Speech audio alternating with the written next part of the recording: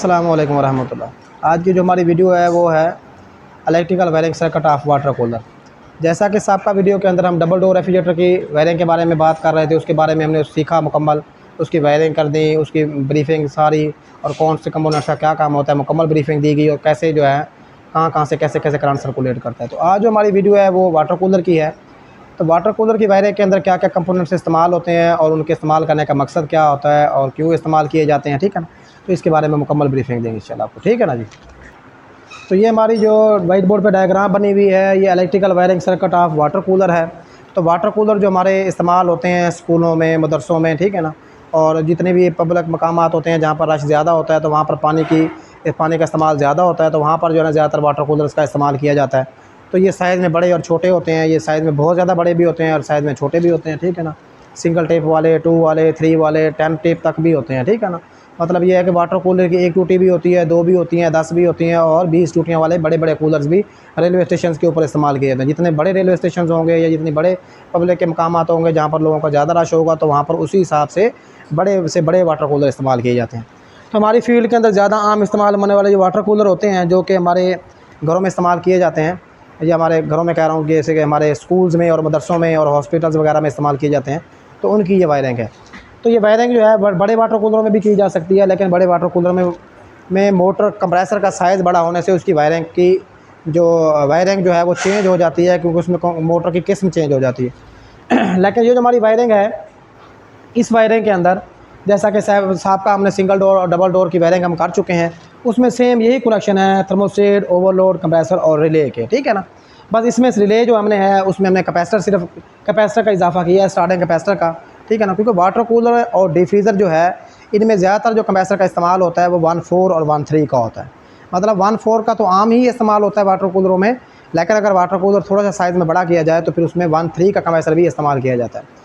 तो 1.3 और 1.4 के कैपेसिटर के साथ कैपेसिटर का लगना ज़रूरी होता है, उससे कैपेसिटर ज़रा आसानी से स्टार्ट लेता है, बेहतर रिजल्ट देता है, ठीक है ना। इसलिए यहाँ पर कैपेसिटर सिर्फ स्टार्टिंग कैपेसिटर हमने जो है बढ़ाया है, तो भी इसके बारे में हम इसका काम सिर्फ यही होता है, क्योंकि स्टार्टिंग के वक्त ज़्यादा रूटर हमारा कैपेसिटर का रूटर साकिन होता है, उसको मुतहर्रिक करने के लिए, उसको रनिंग में लाने के लिए ज़्यादा टॉर्क की ज़रूरत होती है। तो फिर हमारा स्टार्टिंग कैपेसिटर जो है वो उसको ज़्यादा टॉर्क मुहैया करता है, जिससे हमारा कैपेसिटर आसानी से स्टार्ट हो जाता है। तो ये हमारे कंप्रेसर, रिले, ओवरलोड और थर्मोस्टेट की वायरिंग होगी। उसके बाद इसके अंदर जो 3 ऐसी चीज़ें हैं जो हमने यूज़ की हैं, वो एक रेड सिग्नल लाइट है, जो ग्रीन सिग्नल लाइट है और कंडेंसर फैन मोटर है। ये हमारी सिंगल डोर और डबल डोर की वायरिंग के अंदर बिल्कुल नहीं थे, लेकिन वाटर कूलर और डिफ्रीज़र में इनका इस्तेमाल किया जाता है।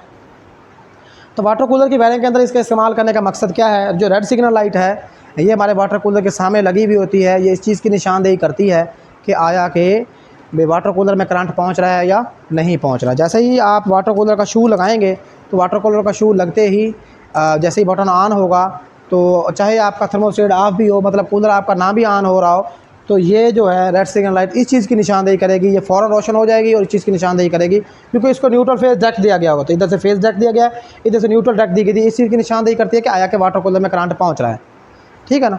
और जो हमारी ग्रीन सिग्नल लाइट होती है, इसको थर्मोस्टेट के आउटपुट से करंट दिया जाता है, यानी कि जब कंप्रेसर चल रहा होगा तो तब हमारी ग्रीन सिग्नल लाइट भी रोशन हो रही होगी।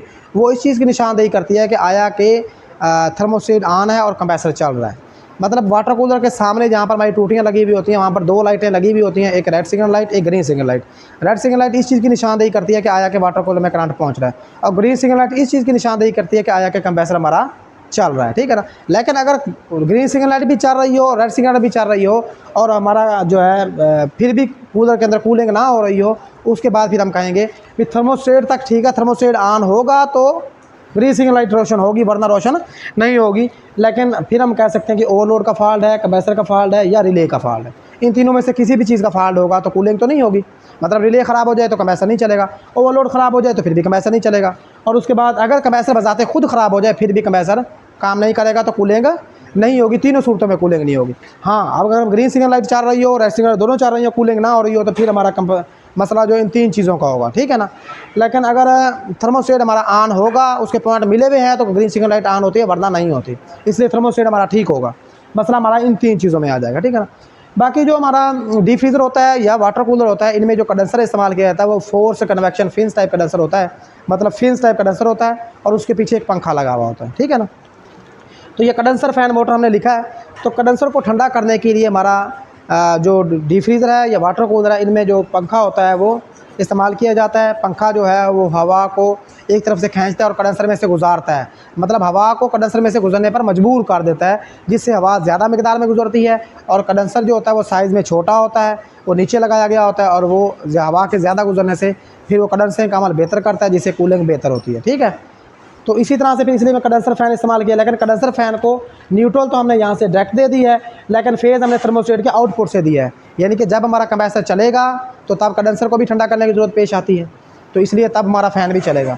जब हमारा कंप्रेसर ऑटोमेटिक कर जाएगा, यानी कि थर्मोस्टेट ऑटोमेटिक कर गया, यहाँ से पॉइंट जुदा हो गए, कूलिंग पूरी हो गई, कंप्रेसर बंद होगा तो कंडेंसर फ़ैन मोटर भी बंद हो जाएगी और ग्रीन सिग्नल लाइट भी फ़ौरन बंद हो जाएगी। बस सिर्फ रेड सिग्नल लाइट चल रही होगी, वो इस चीज़ की निशानदेही कर रही होगी कि आया कि करंट जो है वो उसमें पहुँच रहा है, मतलब सर्किट जो है वो मतलब सप्लाई जो है वो कूलर तक पहुंच रही है, इलेक्ट्रिक सप्लाई। ठीक है ना। लेकिन ये है कि जैसे ही अगर आपका पानी ठंडा आ रहा है कूलर के अंदर से, तो फिर तो आपकी ये चीज़ें बंद भी हैं, ग्रीन सिग्नल लाइट बंद है, फ़ैन भी बंद होगा, कंप्रेसर भी बंद होगा, क्योंकि कूलिंग पूरी हो चुकी है।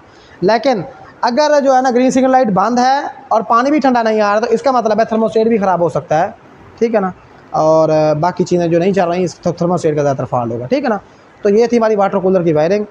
तो बाकी आप लोगों को कोई भी चीज़ ऐसी जो समझ ना आई हो तो आप हमसे कमेंट्स करके पता कर सकते हैं। ठीक है ना जी, जज़ाकल्लाह।